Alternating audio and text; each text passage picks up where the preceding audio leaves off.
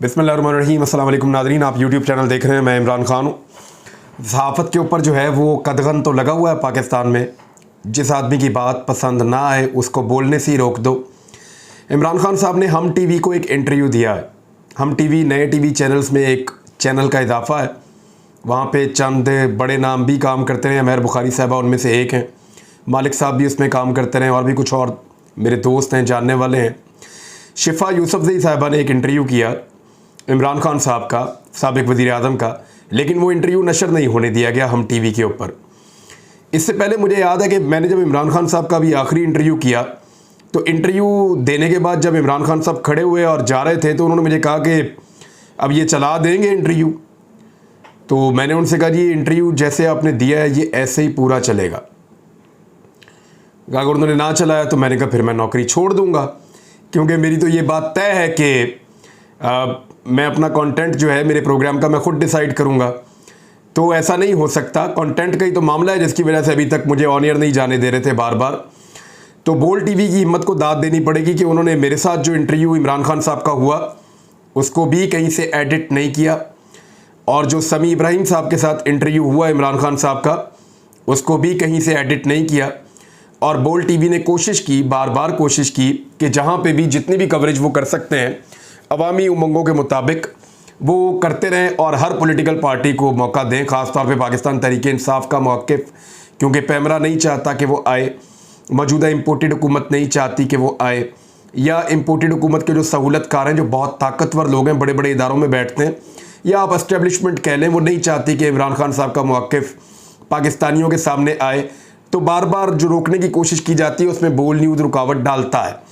पहले ARY बहुत रुकावट डाला करता था, लेकिन उसके बाद ARY ने दो बड़े सीनियर सहाफ़ियों को निकाल कर बहुत बड़ी गलती की है, जिनमें से एक अरशद शरीफ साहब हैं और साबिर शाकिर साहब हैं। तो ये दोनों बड़े सीनियर सहाफ़ी हैं। ARY ने उन दोनों को निकाल दिया। बहुत ज़्यादा जब दबाव आया उनके ऊपर एस्टेब्लिशमेंट का और इम्पोर्टेड हुकूमत का और उनके चैनल को ज़बरदस्ती बंद रखा गया, तो फिर वो एक डील के नतीजे में चैनल खुला है, लेकिन अब उसकी वो बात नहीं रही पब्लिक के अंदर जो पहले हुआ करती थी। तो इमरान खान साहब का इंटरव्यू जो है वो वहाँ पे नहीं चलाया गया। अब छुपाने के लिए रह क्या गया है?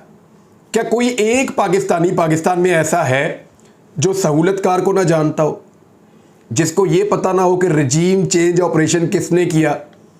क्या कोई एक पाकिस्तानी ऐसा है जो झोलियां उठा उठाकर सहूलतकारों को और रजीम चेंज ऑपरेशन करने वालों को बद्दुआएं ना दे रहा हो?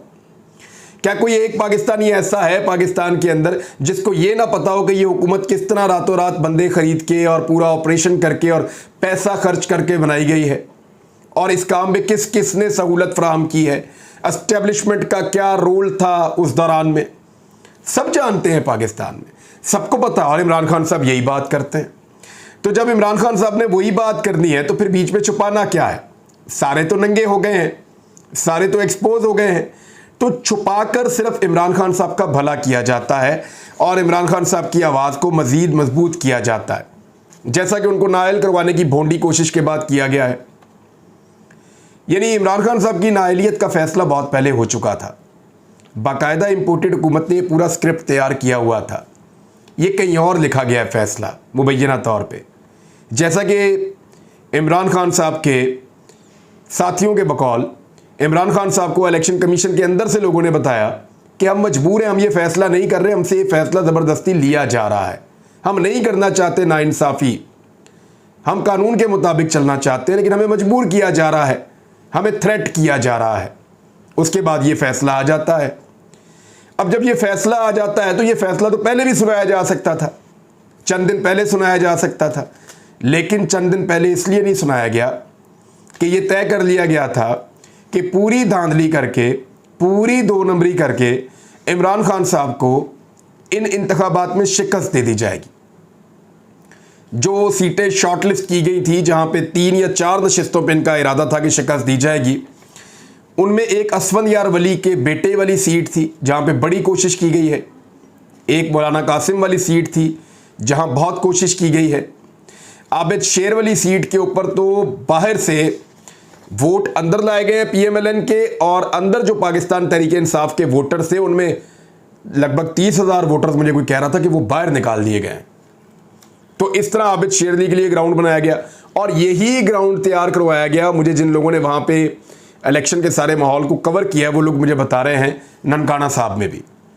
तो ये इतनी बड़ी प्लानिंग थी। फिर कराची से भी एक सीट जीतनी थी, तो इरादा ये था कि 3 से 4 सीटें इमरान खान को हरा दी जाएं 7 में से, और फिर ये कहा जाए कि इसकी तो पॉपुलैरिटी ख़त्म हो गई है, उसके बाद नाअहल कर दिया जाए और इससे ये होगा कि इमरान खान साहब बिल्कुल डाउन चले जाएंगे, उनकी पार्टी टूट जाएगी। ऐसा हो नहीं सका। तमाम तर धांधलियों और 2 नंबरियों के बावजूद इमरान खान साहब ने मुंह तोड़ इलेक्शन हराया है। PMLN को 5 में से 4 नशिस्तें हराई हैं और PMLN के जितने बंदे इमरान खान के सामने आए वो सारे 100% हार गए। पीपल्स पार्टी जो है उसने बड़ी चालाकी से 2 सीटें निकाल ली हैं। एक सीट इमरान खान के मुकाबले में वो तो इलेक्शन ही नहीं हुआ ना, वो तो पता नहीं क्या हुआ वहाँ पे, अजीब किस्म का झुरलू फिरा है वहाँ पे।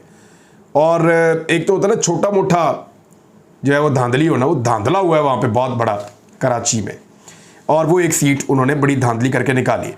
बहरहाल इमरान खान साहब ने जितने इलेक्शन लड़े उनमें से ज़्यादातर सारे जीत लिए और 80% का रिजल्ट दोबारा पाकिस्तान तहरीक इंसाफ ने दिया है।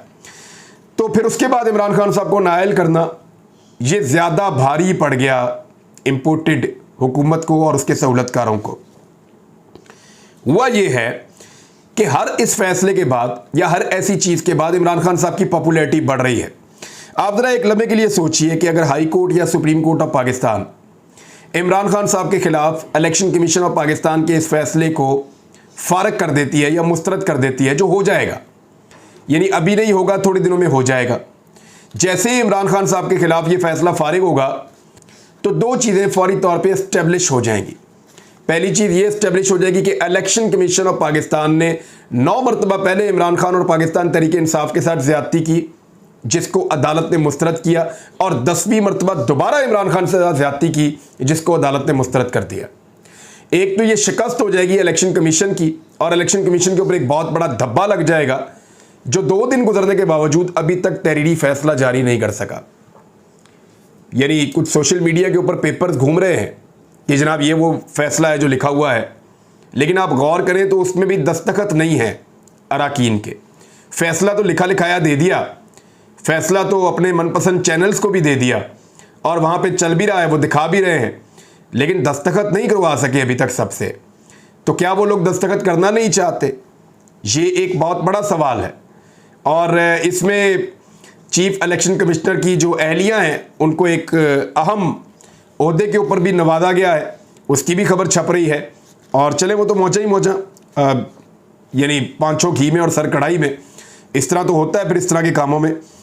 बहरहाल ये जो हाई कोर्ट और सुप्रीम कोर्ट ऑफ पाकिस्तान से, इन दोनों में से किसी भी जगह पे इमरान खान साहब जब वापस अहल हो जाएंगे इलेक्शन लड़ने के लिए, तो ये उनकी एक बहुत बड़ी इखलाकी फतह करार दी जाएगी।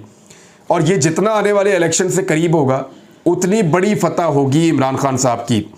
अब इमरान खान साहब के साथ इस वक्त फड्डा क्या है जो सब लोग चाह रहे हैं? वो इमरान खान को सिर्फ एक नुक्ते पर लाना चाहते हैं और एक बात मनाना चाहते हैं इस वक्त, लेकिन इमरान खान साहब वो बात मानने के लिए तैयार नहीं है।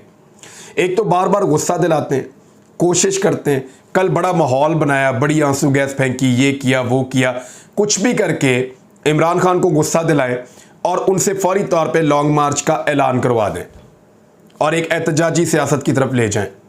लेकिन कमाल समझदारी से इमरान खान साहब ने एहतजाजी सियासत को रोका, लोगों को कहा अपने घर वापस जाओ, लेकिन इसके बावजूद इमरान खान साहब के ऊपर दहशतगर्दी का मुकदमा दर्ज किया गया। यानी छोटी सी बात होती है, छोटा सा एहतजाज होता है। ऐसा एहतजाज 1000 मरतबा मौलाना फजल रहमान ने, बिलावल ने, मरियम ने, हमजा ने, ये सारे लोग रोज़ाना करते थे इस तरह के एहतजाज। एक छोटा सा एहतजाज भी कहीं पे होता है तो दहशतगर्दी के मुकदमे दर्ज करती है फाशिस्ट हुकूमत, एक डरी हुई हुकूमत, एक नाकाम हुकूमत, एक ऐसी हुकूमत जिसने मईशत से लेकर गवर्नेंस तक पाकिस्तान को निशान इबरत बना दिया है, जिसको लाने वाले सहूलतकार रोज़ाना अपने कानों में उंगलियां दबाकर जो है वो आवाज़ें ना सुनने की कोशिश करते हैं जो लोग बेचारे निकाल रहे हैं, लोग बेचारे बिलबिला रहे हैं। सहूलतकारों की ये हालत हो गई है कि वो अब इनको बद्दुआएं भी नहीं दे सकते। यानी उनको किस किस तरह के वादे करके ये मनाया गया था कि आप सहूलतकारी करें, हमें हुकूमत में लेकर आए, हम ये कर देंगे 6 महीने में, हम 2 महीने में ये कर देंगे, 3 महीने में ये हो जाएगा, फलां मुल्क से इतना पैसा आ जाएगा, इकॉनमी को यूं आसमान पे ले जाएंगे, महंगाई को यूं ज़मीन पे ले जाएंगे, हर चीज़ बर्बाद कर दी पाकिस्तान की। अब सहूलतकार भी मुंह छुपाते फिरते हैं, ये हुकूमत वाले भी मुंह छुपाते फिरते हैं। और यही होना था इनके साथ। जब कोई गैर कानूनी गैर आईनी तरीके से शब खून मार के रजीम चेंज ऑपरेशन करके पाकिस्तानियों की उमंगों के खिलाफ उनके ऊपर कोई हुकूमत मुसल्लत करेगा तो उसका नतीजा अच्छा तो नहीं होगा। तो इमरान खान साहब को गुस्सा दिलाने की कोशिश की जाती है कि वो एक एहतजाजी सियासत ऐसी करें जिसमें कुछ नुकसान हो जाए, कोई बंदे शंदे मर जाएं, तो उसका फ़ायदा उठाया जाए और इमरान खान साहब की सियासत पर बैन लगाने की कोशिश की जाए। कोई एमरजेंसी टाइप पाकिस्तान के अंदर डिक्लेयर की जाए, वो उन सारों को सूट कर जाएगी इस वक्त। लेकिन इमरान खान साहब ऐसी कोई गलती कर नहीं रहे। ना इमरान खान साहब ऐसा कोई लॉन्ग मार्च अनाउंस कर रहे हैं जिसके नतीजे में टेंशन हो जाए या बढ़ जाए। तो इमरान खान साहब वो भी मौका नहीं दे रहे किसी को। तो मैंने आपको बताया ना, एक बहुत बड़े आदमी को बहुत ज़रूरी काम है नवाज शरीफ से और इस हुकूमत से, लेकिन वो काम हो नहीं रहा और नवाज शरीफ साहब ने साफ इनकार कर दिया है। अब वो काम करवाने के लिए इमरान खान साहब अगर लॉन्ग मार्च निकालें और एक दबाव बढ़े तो फिर वो बड़ा आदमी जो है वो अपना काम निकलवा सकता है ब्लैकमेल करके, लेकिन मौका मिल नहीं रहा और इमरान खान साहब ये मौका देने के मूड में भी नहीं है। अब जुम्मे वाले दिन वो लॉन्ग मार्च का ऐलान करने जा रहे हैं। इससे दोबारा सबकी आंखों में चमक आई है कि शायद ये सारा मलबा इमरान खान पे डाला जा सके, शायद हमें कुछ और टेंशन क्रिएट करने का मौका मिल जाए। लेकिन इमरान खान साहब ये मौका नहीं देंगे। एक सरप्राइज़ है जो आने वाला है और बड़ा ही मज़ा आएगा पाकिस्तानियों को, क्योंकि इमरान खान साहब ने कहा है कि पाकिस्तानी इसको इंजॉय करेंगे, सूरत हाल ऐसी ही होगी। और आप देखिएगा कि होगा क्या, इमरान खान साहब इनको कैसा सबको सरप्राइज़ देंगे। अब इमरान खान साहब को सिर्फ एक नुक्ते पर मनाने की बहुत कोशिश की जा रही है। सब उनको इस बात पर मना रहे हैं, ठीक है खान साहब इलेक्शन करवा लेते हैं, आप ज़रा एक मेहरबानी कर दें। आप मेहरबानी ये कर दें कि आप हमें ये गारंटी दे दें कि आप दोबारा नैब के कवानीन को सख्त नहीं करेंगे, आप दोबारा जिन केसेस को हमने बंद किया है उनको नहीं खोलेंगे, ये जो NRO 2 हमने लिया है इसको रिवर्स नहीं करेंगे। क्योंकि सबको इस बात का पता है कि इमरान खान साहब इस मरतबा जब हुकूमत में आएंगे तो बैसाखियों के साथ नहीं आएंगे, बगैर बैसाखियों के आएंगे। वैसे तो ऐसा लगता है कि वो 3/4 अक्सरियत से आ जाएंगे, यानी 75 से 80% सीटें वो ले सकते हैं, लेकिन 2/3 अक्सरियत तो उनकी पक्की है। और अगर कोई सारा पाकिस्तान रल के कोई 2 नंबरी कर भी दे, झुरलू भी फेर दे, फिर भी 2/3 अक्सरियत नहीं होगी तो इमरान खान साहब की अपनी इंडिपेंडेंट हुकूमत तो होगी ना, बैसाखियों के साथ तो नहीं आएंगे। तो वो आते ही क्या करेंगे, वो नैब के कवानीन को वापस लाएंगे, सेनेट में उनकी अक्सरियत होगी उसको भी इस्तेमाल करेंगे। फिर वो क्या करेंगे, वो नैब की अदालतों के अंदर जजेस को अपॉइंट करेंगे जो वो बड़े लंबे अरसे से करना चाहते थे। ये सारे केसेस दोबारा खुल जाएंगे जब कवानीन रिवर्स हो गए तो, और जब ये केसेस दोबारा खुल जाएंगे तो इन केसेस के अंदर ये बंदे फिर पकड़े जाएंगे, फिर दोबारा रिकवरी होंगी, फिर कौम का लूटा हुआ पैसा बरामद किया जाएगा। तो इन सबको या तो जेल जाना है या हुकूमत में रहना है। इमरान खान वाला रिस्क ये ले नहीं सकते और इमरान खान साहब इस बात के ऊपर नहीं मानेंगे। वो आज भी कहते हैं कि मैं NRO नहीं दूंगा, तो वो NRO नहीं देंगे, इलेक्शन की कीमत के ऊपर भी नहीं देंगे। और अब इमरान खान साहब को इलेक्शन में जाने की कोई जल्दी भी नहीं है, क्योंकि पाकिस्तान का जो पट्टा इन्होंने बिठाना था वो इन्होंने बिठा दिया है, इकॉनमी का इन्होंने बेड़ा गर्क कर दिया है और अब पाकिस्तान को मजीद तबाही की तरफ ये लेकर जा रहे हैं। इस वक्त कोई भी पाकिस्तान में हुकूमत लेने के लिए राज़ी नहीं होगा और आने वाले दिनों में गैस का बहरान आ रहा है, बिजली का बहरान आ रहा है, आटे का बहरान आ रहा है। अगले साल के लिए आटे का बहुत बड़ा बहरान खड़ा है। डॉलर की कीमत 250 से 300 रुपए फी डॉलर होने वाली है आने वाले दिनों में। पेट्रोलियम मसनूआत के ऊपर मजीद टैक्सेस लगाए जाएंगे, सब्सिडीज़ दी नहीं जा सकती, तो गरीब आदमी बुलबुलाएगा और बड़ी खौफनाक सूरत हाल पैदा कर दी जाएगी पाकिस्तान में इम्पोर्टेड हुकूमत की पॉलिसीज़ की वजह से और जो IMF के साथ ये हुकूमत मुआहिदा करके आई है उसकी वजह से। तो कोई भी नहीं चाहेगा कि इतना बड़ा बोझ बिला वजह अपने कांधों के ऊपर उठा ले, तो इमरान खान साहब तो नहीं चाह रहे और ना अब उनको वो वाली जल्दी है इलेक्शन लड़ने की जो उनको पहले थी, और ना वो चाहते हैं क्योंकि टेंशन क्रिएट हो जाए दोबारा से, तो इसलिए वो जल्दी जल्दी कोई लॉन्ग मार्च या इस तरह की चीज़ भी नहीं देना चाह रहे जिसमें कोई इमरजेंसी की सिचुएशन लगा दी जाए या कोई तीसरी कुव्वत फ़ायदा उठाने का कोशिश करे। तो ये सब कुछ वो नहीं होने दे रहे। अब फ्रस्ट्रेशन इतनी बढ़ गई है कि मोहसिन शाहनवाज रांझा की मुद्दत में इमरान खान साहब पर इक़दाम कत्ल का मुकदमा भी दर्ज करवा दिया गया है, दहशतगर्दी के मुकदमे भी दर्ज कर दिए गए हैं। एक तरफ कहते हैं कल एहतजाज के लिए निकला कोई नहीं, कोई भी नहीं आया, एहतजाज ही नहीं हुआ, लोग ही नहीं थे। दूसरी तरफ दहशतगर्दियों के और इक़दाम कत्ल के मुकदमात दर्ज करवा रहे हैं। और मुकदमात कौन दर्ज करवा रहे हैं? गाड़ियों की डिक्कियों में फिरने वाले। मैंने आपको बताया था ना कि एक आदमी है, PMLN का बहुत करीबी है और एक बहुत ताकतवर आदमी के भी बहुत करीब है, और वो वज़ीर आला पंजाब बनने के ख्वाब भी देखता है। मैंने आपको उस बंदे के बारे में बताया था कि वो PC होटल रावलपिंडी में जाकर रहता था। ये होटल GHQ के बिल्कुल करीब है, और यहाँ से सुबह उठकर वो GHQ में जाता था गाड़ी में बैठ के, और बूट पॉलिश का आगाज़ वहाँ से होता है। तो ये जो बंदा GHQ के अंदर जाता था, इसी बंदे की गाड़ी की बात हो रही है, और इसी बंदे की गाड़ी की डिक्की की बात हो रही है, जिसमें वो छुपा कर ले जाता था जनाब मोहतरम शहबाज शरीफ साहब को, तो गाड़ी की डिक्की से वज़ीर आज़म हाउस तक। वैसे एक मुझे वाक़या बड़ी अच्छी तरह याद है, आर्मी चीफ़ ने एक ब्रीफिंग रखी, सबको बुलाया, तो उसके बाद शहबाज शरीफ साहब ने अपने साथियों को ये हुक्म दे रखा था कि आप सब ने ना आर्मी चीफ़ को घेर लेना है। पीपल्स पार्टी को, PTI को, किसी और जमात को आर्मी चीफ़ के करीब नहीं आना चाहिए। तो सब ने मिलकर, नून लीग के जो लोग वहाँ मौजूद थे, राना सनाउल्लाह थे गालिबन, मरियम औरंगज़ेब थी, कुछ और लोग थे, इन्होंने ना घेर लिया।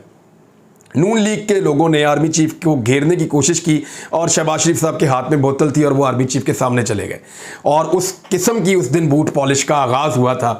वहीं से तो ये सिलसिला शुरू हुआ था। बहरहाल अब तक के लिए इतना ही। अपना ख्याल रखिएगा, अपने इस चैनल का भी। अल्लाह हाफ़िज़।